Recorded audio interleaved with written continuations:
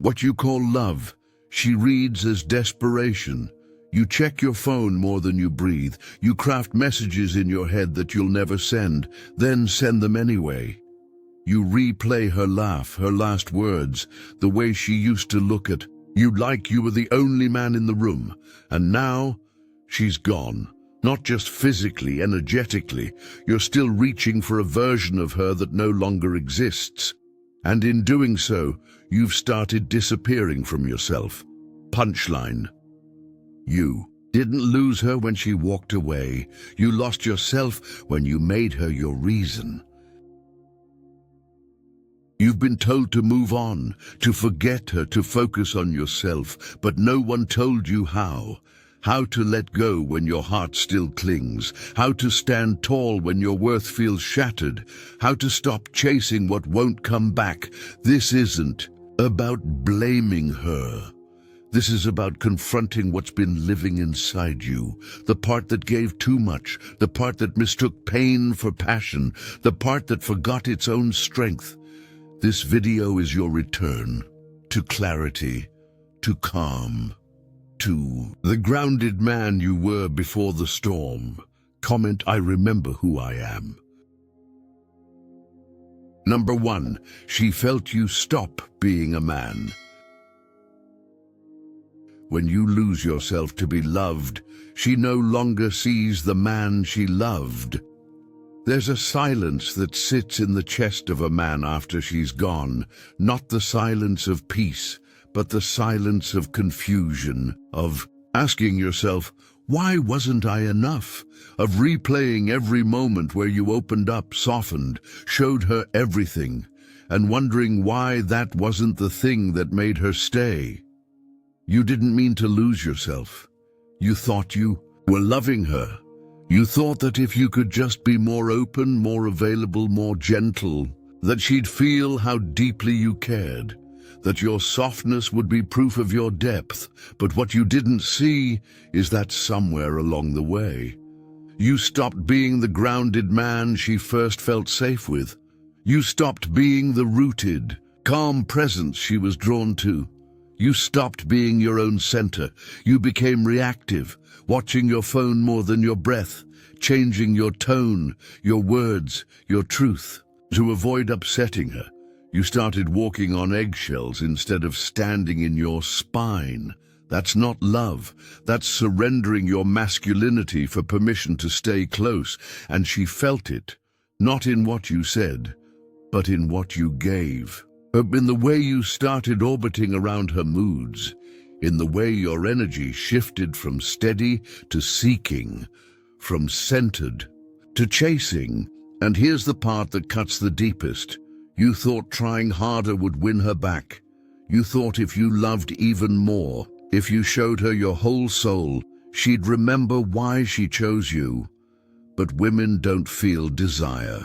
When a man dissolves into them, they feel suffocated, not because you're too emotional, but because you've lost the one thing she trusted, your groundedness.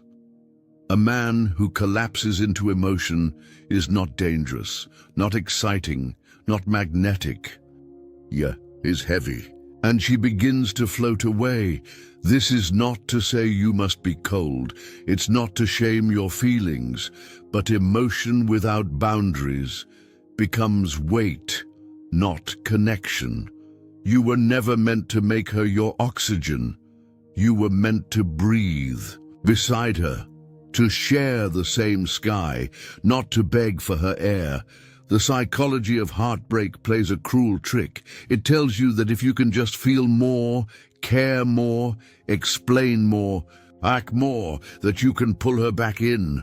But Stoicism whispers a different truth, that your strength was never in your pursuit, it was in your stillness. That your value doesn't increase when you sacrifice your center, it decreases when you forget it. And once a man trades his presence for her approval, she stops looking at him like a man and starts seeing a version of herself she didn't ask for. You became too soft in presence, not in love, but in posture, in self-trust, in your ability to hold your own line without breaking for validation. You thought you were giving her your heart, but what she felt was a man disappearing inside her shadow. Breathe. You didn't ruin anything, you just forgot. Forgot that women don't crave perfect men, they crave solid men. Men who can hold space without filling it with desperation. Men who speak with depth, not dependence. Men who can feel but still lead themselves. So hear this, not as shame, but as return. Return to your ground, return to your breath, return to your rhythm. Not the rhythm of her love, but the rhythm of your presence. Because when you're truly rooted in who you are, she doesn't feel your need. She feels your presence, and that's what pulls her in or lets her go without shaking you. This isn't love. It's identity collapse in disguise. And now, you rise back into yourself. Number 2, you confused obsession with depth. You weren't feeling her, you were drowning in yourself. There's a difference between depth and drowning, but in heartbreak, they feel the same. You sit there, chest tight, mind racing, thinking about her over and over, not just memories, not just moments, but fantasies, futures, scenarios you play on loop, like somehow, if you think about her long enough, she'll feel it. And come back, you mistake the volume of your emotion for the truth of your connection.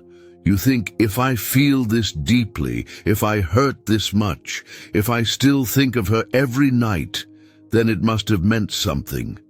You think love is measured by the echo she leaves in your mind, but what you're calling love isn't love, it's obsession. And obsession isn't connection, it's a scream from the part of you that's afraid to be alone. You weren't missing her. You were avoiding yourself. It's subtle, this pattern. It doesn't scream. Like anger, it whispers like, maybe if I had just said this differently. Maybe she's testing me. Maybe she'll come back if I just wait long enough. That voice isn't hope. It's fear with a poetic disguise. You start assigning meaning to things that aren't there. A delayed text, a watched story, a memory that hits at 2:17. You feel like she's still with you because you've made her your inner world, but she's not with you. She left, and you haven't accepted it. And here's the truth you won't want to hear. Obsession is your ego trying to keep a dead thing alive. It's your mind fighting the quiet truth that she's gone. Because admitting that would mean facing the part of you that doesn't know who he is without her. You called it passion, intensity, even soul connection. But it was dependency. It was emotional chaos dressed as romance. And she felt it, not in what you said, but in the way you made her your anchor. No woman wants to be your salvation, not the emotionally healthy ones at least. They want to be met, not worshipped, held, not clung to. You confused depth with volume, with how much you felt, how hard you cried, how deeply you spiraled. But real depth isn't loud, it's steady. It breathes, it holds space for both love and loss. Love allows, love releases. Love doesn't beg, cling, strategize, or chase. Stoic philosophy teaches desire is not the enemy, attachment is, and you weren't loving her. You were addicted to her. Addicted to the version of yourself that existed when she looked at you like you mattered. But now that she's gone, you get to face the real question. Can you look at yourself that way without her? Can you see your own value without her validation? Obsession tells you you need her to feel whole. Stillness whispers you were never broken. You mistook your pain for depth, but depth is not about how much you feel. It's about how clearly you see. And now you see that what you thought was love was fear of your own silence. Sit with that silence, breathe through it. There is power in the man who can let go, not because he stopped caring, but because he started remembering who he is. This isn't love, it's fear, disguised as passion, and now you rise beyond it. Comment: I don't chase what walked away. Number 3, you tried to win her with emotion. You weren't showing her your heart, you were handing her your storm.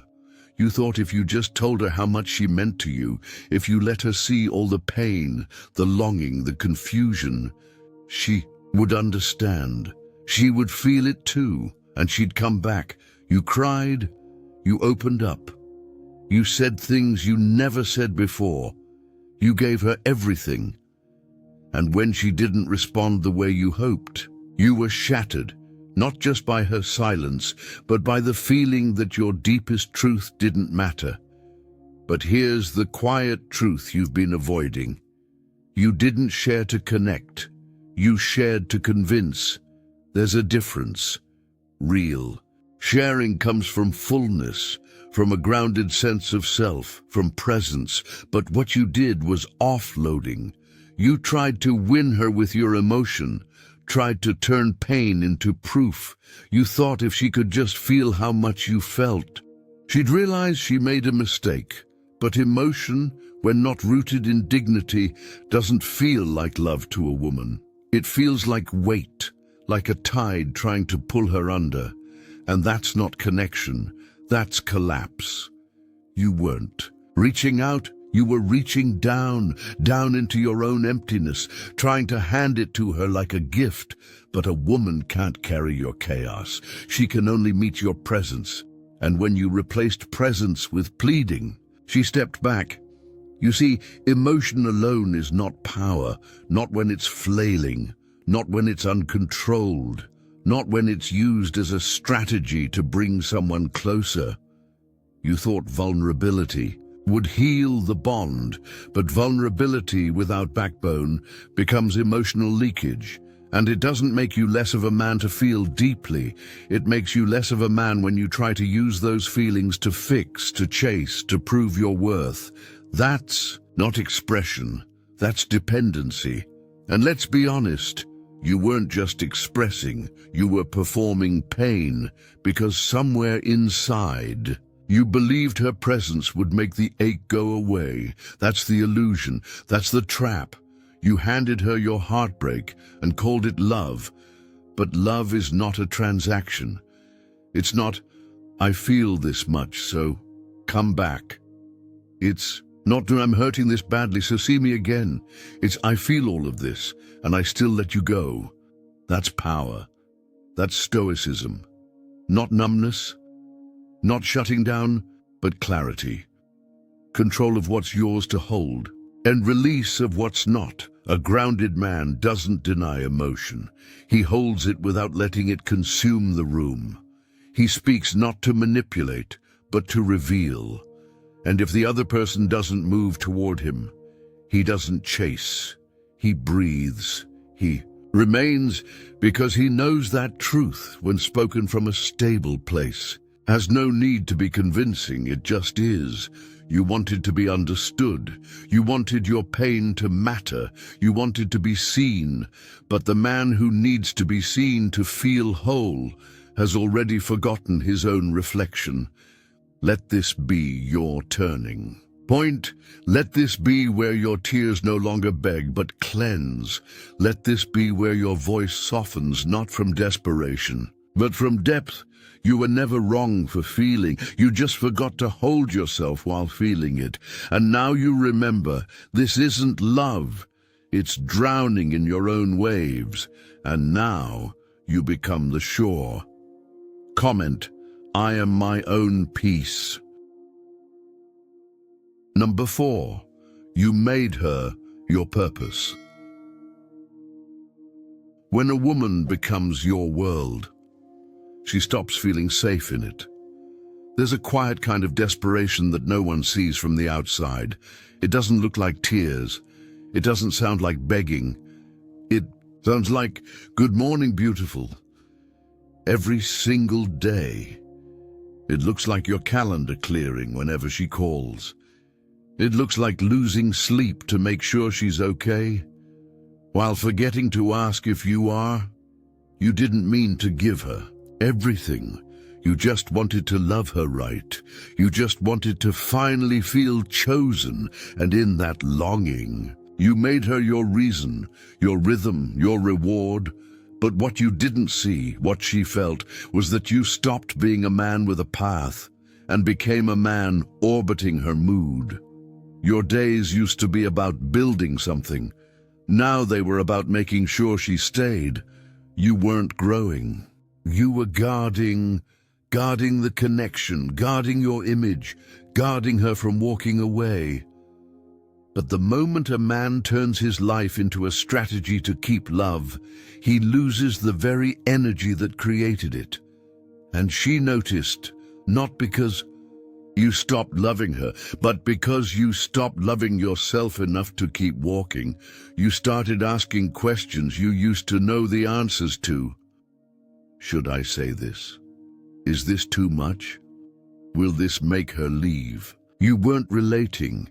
You were performing, and it was subtle, but she could feel it. The polarity shifted. You weren't the rooted, sovereign man she first felt pulled to. You were something else, devoted, yes, but directionless. Because the truth is, a man without mission becomes a mirror, reflecting only what she wants, what she needs, what she feels. And no matter how deeply she once loved you, a woman can't respect a man who gives himself away to be kept. That's not presence. That's panic in disguise. You gave her the lead role in a movie that was never meant to be about her. You stopped being the author of your life and made her the plot. But here's what Stoic wisdom reminds you. Purpose is not something you outsource. It's not found in her smile. It's not earned through affection. It's claimed in solitude, in stillness, in service to something higher than comfort. You weren't wrong to love her deeply, but love without spine becomes submission. You made her your compass and then wondered why you felt lost. But now you get to remember you were born with a path, and no woman, no matter how magnetic, was ever meant to replace it. You don't walk away from love to punish her. You walk away from the part of you that forgot who you are, because a man who abandons his mission for intimacy will lose both. You weren't too much.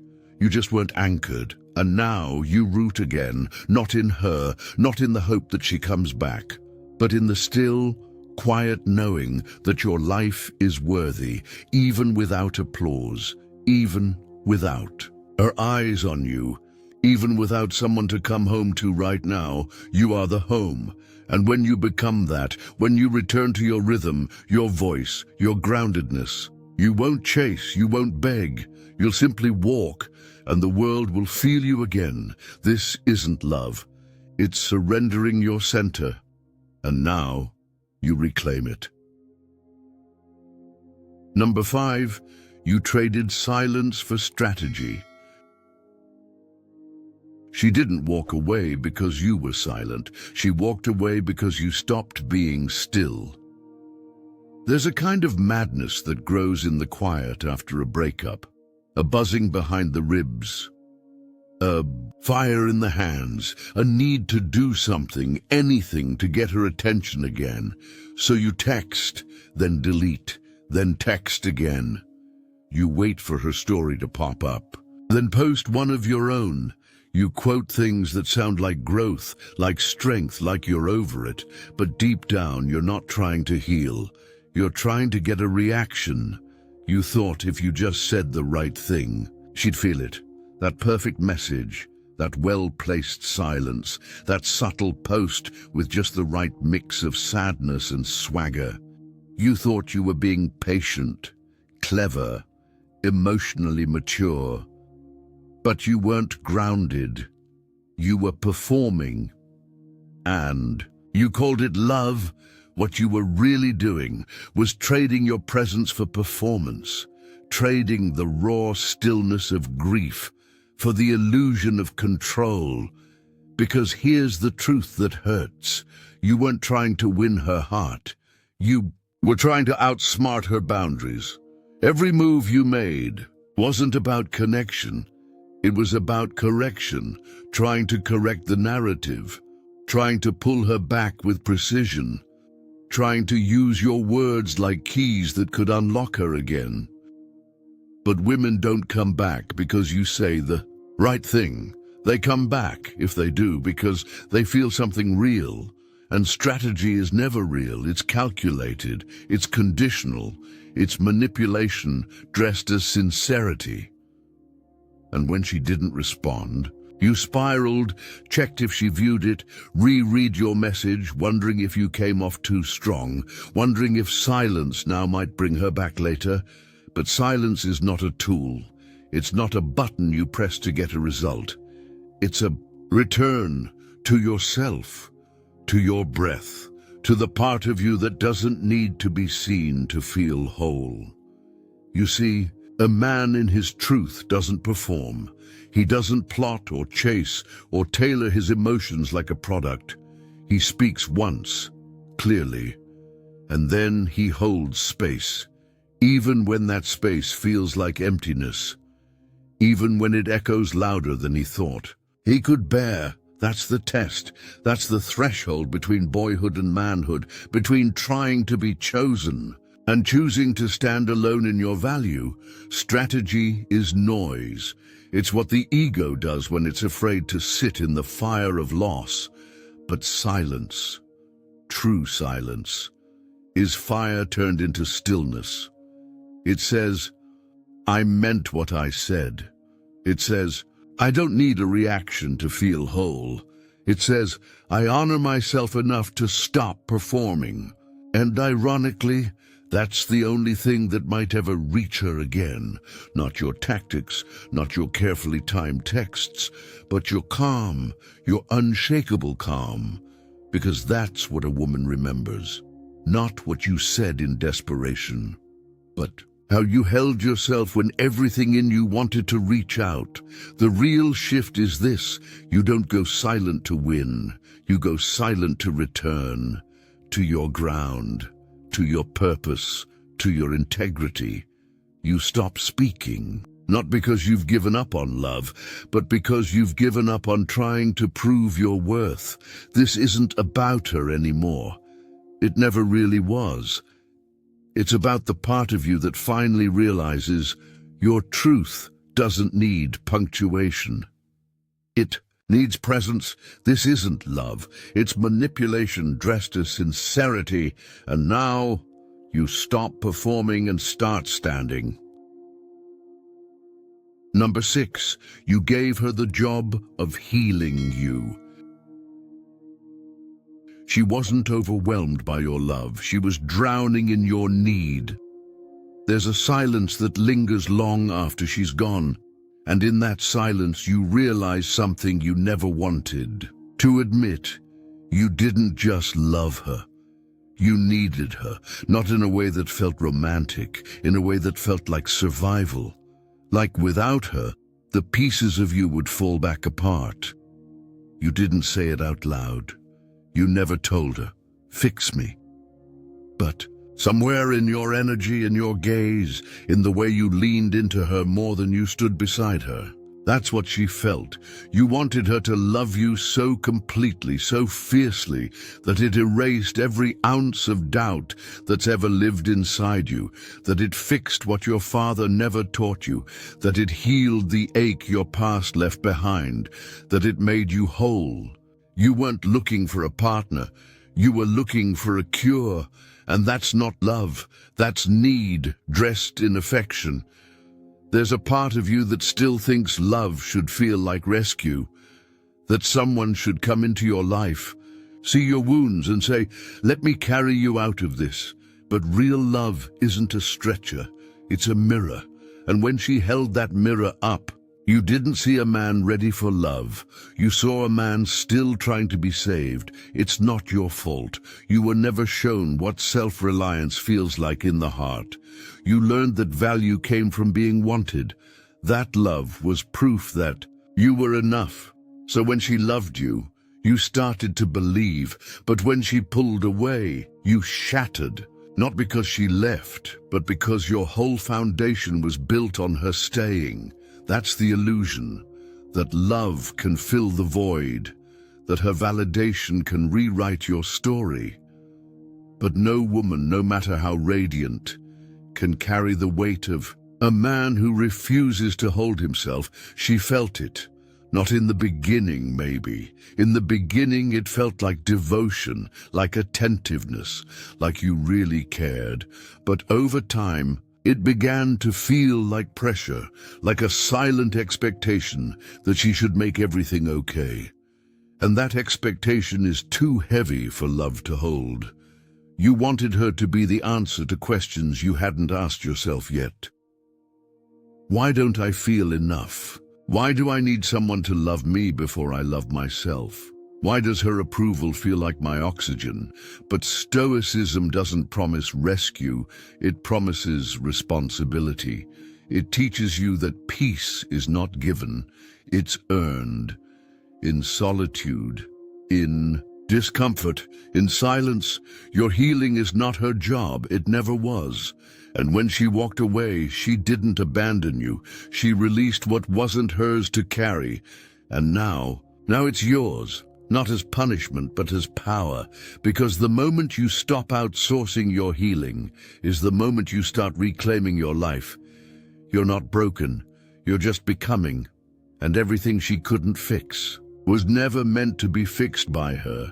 It was meant to forge you, through nights alone, through questions that don't have immediate answers, through the ache of rebuilding your self-worth without a witness. This is the path, not of chasing love, but of embodying it within yourself. So now you breathe, you stand, you carry what's yours, not because it's easy, but because you finally understand this isn't love. It's a cry for rescue. And now you answer your own call. Number 7, you forgot that she's human. You thought you were loving her, but you were worshipping an idea she never asked to become. You remember how it felt, don't you? How she walked into the room and everything else got quiet. How the sound of her laugh made your chest ache in that beautiful, unbearable way. How every part of you wanted to be enough for her, good enough, strong enough, perfect enough. You didn't see her flaws. Not really. You saw a woman who could save you from yourself, a woman who would finally make all the pain worth it, a woman who would prove, just by choosing you, that you were lovable, that you were finally safe. You called it love, but it wasn't. It was projection. It was longing disguised as devotion. It was fantasy sculpted out of your own emptiness. You made her the sun, and you revolved around her like your life depended on her light. You stopped seeing her, you started seeing a story, one where she was the answer, one where her presence would fix what the past had broken. But no woman wants to be placed that high, not the ones who are real, not the ones who want to be met. When you lose yourself to idealization, you stop relating to her as a person, you relate to her as a symbol, and symbols are cold, distant, impossible to reach. She felt it. She felt the way your eyes expected too much. She felt the pressure behind your silence, the weight behind your compliments, the way your happiness began to hinge on her responses. You thought you were being kind, thought you were being romantic, thought that giving her everything would show her just how real your love was.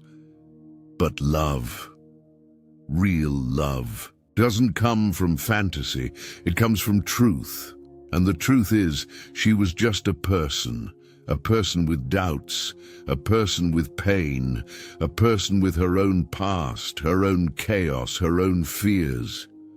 A person who needed space to be messy, moody, unsure. And every time you treated her like she could do no wrong, you silently told her she wasn't allowed to be human. You thought it was admiration, but it was suffocation. Because worship doesn't build connection, it builds distance. You weren't showing up as a man, you were showing up as a shadow, trying to shape yourself into the version she might love. And in that trying, you disappeared. The more you tried to be perfect for her, the less real you became. That's the danger of pedestal love. It feels pure, it feels deep, it feels sacred, but it's hollow underneath. Because when you place her above you, you place yourself beneath. That's not love, that's self-erasure and stoicism. It teaches you that clarity is greater than comfort, that we don't serve our highest selves by losing ourselves in another. We serve them by standing on solid ground, by seeing the world and the people in it for what they are, not for what we need them to be. You forgot she was human, and in doing so, you forgot that you are too, and two humans, raw, flawed, real. That's where love has a chance. That's where connection breathes. So now, you put down the pedestal, you let the fantasy go. You stop trying to be a character in a story she never wrote, and you return to truth, to breath, to presence. You don't need her to be perfect, and you no longer need to be either. You just need to be real, and let her be real too. This isn't love. It's fantasy avoiding truth, and now you choose truth, even when it hurts, even when it heals. You've spent long enough searching her eyes for answers, long enough hoping her presence would heal what she didn't break, long enough handing her the power to decide your worth. But not anymore, because now you see it. Now you feel it, the truth that used to hide beneath your ache. You were never asking for love. You were asking for something deeper, to feel like you matter, to feel like you're enough. And here's what you've learned in the silence. You already are. You always were. You just forgot for a moment. In the way that men do when we mistake affection for affirmation. You've stopped chasing closure, stopped waiting for validation, stopped bending yourself just to feel chosen. And in that stillness, you didn't just find peace, you found yourself. That's the real shift. That's the Stoic truth. Not that love is wrong, but that your value is not found in being loved. It's found in being unshaken when it leaves. Now you lead yourself. Not from pride, not from pain, but from presence. Comment, I lead myself now. Subscribe if you've stopped performing and started becoming.